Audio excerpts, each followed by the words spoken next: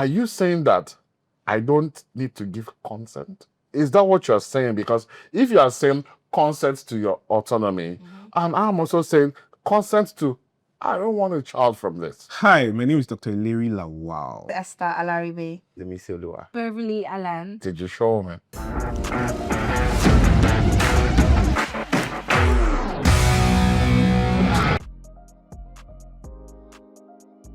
Do men have a right to decide women's reproductive choices? I would say no.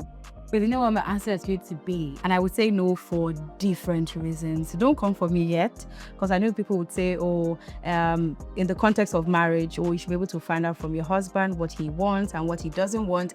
But I'm still going to stand on bodily autonomy. I don't think men have a right to women's reproductive, but when there is a context of a relationship, say husband, say father, they might have maybe some input, but at the end of the day, the autonomy rests on the woman's body. Nobody apart from that person has a right medically to determine the health outcomes of another person apart from the person in question. I would say it depends. Okay. If you are with someone, I feel your perspective is now split in two. Okay. You have to consider the other person. So the reproduction is the main topic, and let's look at reproduction as the baby, and as the end product as a company. Who has more stakes on the company? Eventually, the woman. The woman, her body is at stake, emotional state is at stake, everything is at stake, and she has a higher stake in it. So obviously, our opinion is above all others. In what context are we even talking about? Are we talking about it in forms of a relationship? Is it marriage? Is it pregnancy, for example? There was this news, I think about a month ago, about a basketballer that got somebody pregnant. That he paid child support upfront 18 years. And so that is so clear. I don't want to be involved. And that's saying the woman, you are the one that wants to keep this. So if you want to keep this and say your body autonomy issue, then do the whole thing. I don't want to be a part of it. In the context of reproductive choices, there's also the question of when to get pregnant. It takes two people to make the decision to make a baby, right? So a man comes together with a woman, a sexual act is involved, and the baby is conceived. But from that moment on, that baby is conceived in the uterus, the womb of the woman, and she has the rights on what happens to that child. You know, it always looks to me at times like there's some kind of mild entrapment whereby we both like ourselves, then from, what do we say, one thing led to another, and you tripped and fell on my, then we had all that much fun. But I'll pretend like I didn't hear that. And the talk the trip. Anyway, so we had that much fun and it was good. And you're not to turn on me because you got pregnant. It's going to be both our responsibilities. It can't be just my responsibility. But my point is that if you are deciding that you want to keep this, then you are deciding to keep it. Now it's encouraged that decisions related to that child, such as keeping the pregnancy, where the child is born, the modes of delivery, those are made as a couple. So the man comes together with the woman, and it's encouraged that they make those decisions together, right? But the person who has the final say, the person who has the overarching say, is the person carrying that pregnancy, because it's her body, it's her choice, and it's her rights. A lot of men will tell you that you don't want to have sex with any form of protection or anything. Then the lady gets pregnant. I mean, biology, very basic logic. You get pregnant, then you get to tell me, oh, you don't want to keep the child. So what are you expecting that will happen? Have you thought about all of the torture and everything that I would put my body through in not keeping that child? And also bearing in mind that we live in Nigeria, and the word that I don't want to use is illegal here in Nigeria. So how exactly are you expecting that this woman will find her way around not keeping that child, like you have said? When it comes to the opinions like that, when it comes to a woman's body, I feel like it's something very sensitive. I should be treated with, because you real men, you like to dominate and like to dominate. It's a man's world, and you like to also know that the opinion really matters. I mean, like there's some states in the US that abortion is illegal. As far as Nigerian law is concerned, abortions are wrong, except they have a strong medical reason for them. Do you understand? But I'm speaking in a broader context of the Western world, where abortions are more commonplace. Terminations of pregnancy are more commonplace, right? In those cases, it's the woman who makes the ultimate choice. If you go ahead to engage in the process that can bring about a child, so maybe somebody should be telling his sperm, oh, I'm not about to make a baby if it was that easy. No. But what I'm saying is that there has to be some kind of space of some maybe personal responsibility, because you, the lady, also know that this is a one-off. So when you say something, you're not looking. So when you say personal responsibility and you say the lady knows that this is a one-off, what are you trying to say? When it comes to a woman keeping the child or not, in some societies, the woman has exclusive rights.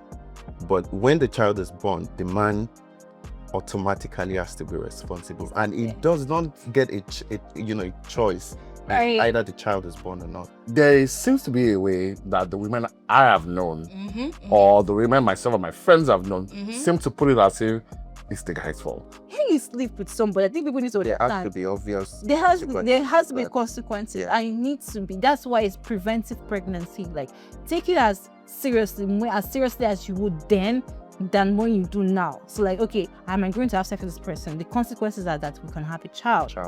As long as you make that decision, you've made that decision to have be burdened by the consequences of that decision. Fine. You know that all this was a rollicking good time. You know that the itch we wanted was going to be scratched. That is it. Now, it just so happens that particular act is also what brings in children into this life. If you now know that he doesn't want a child, how am I going to suddenly change my mind because it's my child? When you have sex with someone, automatically there's going to be consequences. Like, it may or it may not, right? But the moment you decide to have that, you already agree to a possible consequence. Exactly. Yeah, I know what you're saying. It's illegal to have abortion and all of that. But then, an abortion is not the only way. There are early pregnancies that can be truncated through Tell us different about it. particular uses. Tell us about it. I am no Because expert. it looks like I don't men know. know. Okay, so that's it. No, I'm not afraid to say I don't know, actually. I don't know. A lot of times, men come across or men pose as knowing almost everything there is about women's reproductive health. But in the case where the man wants the child and the woman does not want the child, I mean, in those societies, the law says that the woman's right is automatically valid. Yeah. If the reverse was the case, the woman's right is still automatically valid. Are you saying that I don't need to give consent? Is that what you're saying? Because if you are saying consent to your autonomy, and I'm also saying consent to, I don't want a child from this. In the case where the man outrightly does not want to have anything to do with that, either pre or post, it might be, we might say, like a moral expectation, but I don't think the man can be held, for not wanting to provide that. We agree that we both made this child. Let's both agree on what we're going to do. And why is it that you're choosing not to want that child? You said, I want to have the baby. Fine, good for you. And as a woman, I'm proud of you that you want to go through the stage of the process of motherhood. But, you're not going to expect the man to pay for it. You didn't make that child on your own, rather than on my own. So if I don't want it, shouldn't I also be considered? Because to have your way and to enjoy your autonomy now, you're going to force what I don't want down my throat. I know it's selfish, right? But at the same time, I feel like to help women understand more the consequences that it has to when it comes to keeping a child, especially when you have people taking advantage of men because they have more money. I mean, that's how we're seeing right now. You are going to tell me that you've not heard of the stories of a lady liking a guy and thinking that the guy can be tied down if she got pregnant? So imagine that the man can just opt out and say, I didn't want the child, and would have a lot more deadbeats that we currently are battling with, right? Because it becomes quite easy for men to just say, you know, I don't want to take care of this, you know, this child. They go ahead and say, men have a problem, that ruining society, they are raising children who can be whole because the parents are not together, and so on. So, wouldn't we be contributing to that by having a child out of a family? So if there's a law to have that in place where you have a lawyer come in and argue the case and say, this my client didn't want this, I didn't like, let them be laws. Maybe the financial burden will be more on the woman and the man can be a support. That works. Or maybe everybody just sign form before you have sex with anybody. Just POS. Sign. Let's look at the context of marriage. We've had cases where a woman is with child, but she doesn't want that. Maybe for reasons best known to her, say her career, or she's not just mentally ready for that. We have cases where the man would insist and raise so much doors, go to family members, go to her mother, oh, your child is about to do this, blah, blah, blah, and would insist. This happens a lot in therapy where couples come to therapy because of issues like this. It now calls on their ability to have that conversation. If it gets to a point where they cannot agree and compromise cannot work, there has to be some form of compromise. It's quite commonplace when people are signing consent forms to involve the husband in that decision-making process. And that's because of our cultural context. And that's because, sadly, many women don't have that agency, don't have that autonomy to make the decisions about their health. Now, we kick against this, and it's not what we're trained to do, but it still happens, you know, where a woman, even by herself, is insisting that until my husband comes, you cannot go ahead with this surgery. That time wasted waiting for the husband to come and consent could be the time between life and death. When it comes to contraception, in the biological terms, we have more on the woman's side than the man's side. So I really feel like if men really want to have a big opinion on this matter, they need to push for contraceptives for men. Like, why we would not have the common sense just to use a condom beforehand, or men telling their wives that they can't use a condom, so she must be the one to find protection that works, when a lot of those IUCDs and things can be harmful to the wife. Exactly. I don't know. Sometimes it's the man that has a problem with the condom. Sometimes it's the woman that has a problem with the condom. Some women just don't like the sensation of it, you know, so even if the man wants to wear it. So I think we should not put the blame on just one gender. The society itself and its hypocrisy and its judgment can be harsh. I went to some supermarket, I think last month, to get some condoms for the missus. And brought there, I was trying to buy, and the people that looked at me like, I don't even know why we still do that as Nigerians. looked at me like, this one is buying condom, not Abi.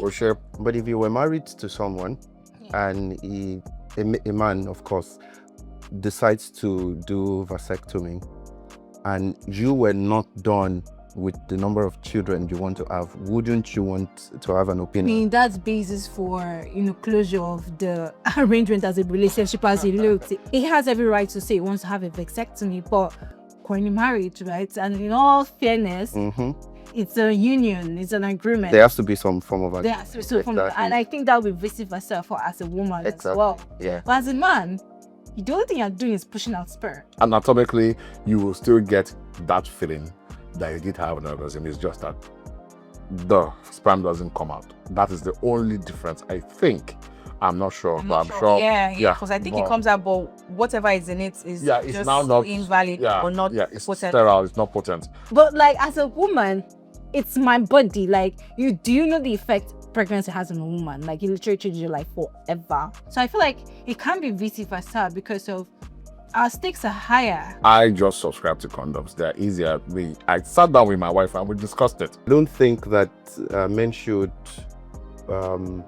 opt out of using a condom and then mandate the woman to use the post. Right. It just doesn't make sense. How about just get a vasectomy that makes everybody at ease? Yeah, that is the thing. That's why I said that it's relative. If I want to keep on having sex without using a condom, and it's with my wife, because obviously it has to be with a partner so that I don't contact any kind of disease, then it's fine. I will do that in that scenario. For people who are unmarried, if you don't want to have babies, the number one contraceptive advice is abstinence, right? So just stay away from it altogether and it can never happen. There are some other options that are less reliable. I'm talking about options that don't involve any form of contraception. Things like withdrawal methods where a man just withdraws just before he ejaculates. That is very unreliable, and many babies are walking around the surface of the earth because their daddies tried to do that thing. Would you, on your own part, if there's a drug now, a contraceptive for men, would you take it as an alternative to using a condom? Yeah, I would gladly use a condom. So now, it depends on what. Why this guy says condom sex is not nice? I don't know why they say that. But my point is, if, for example, if we, in the context of marriage, if that becomes an option, I would gladly take it. As much as you can, before you get down with anybody, demand to see evidences of what their bodies look. See, people go around these days, you don't know what their sexual health, what their health overall is looking like. I think we'll be conditioned to look at feelings and emotions and aggro before we look at sense. That's for people who are thinking between their legs. Are we all done? Well, maybe not all of us. Maybe not all of us. Yeah, but some of us are both male and female, because if you're not thinking with what's in between your legs, then that's a natural thing to do. How many people do it?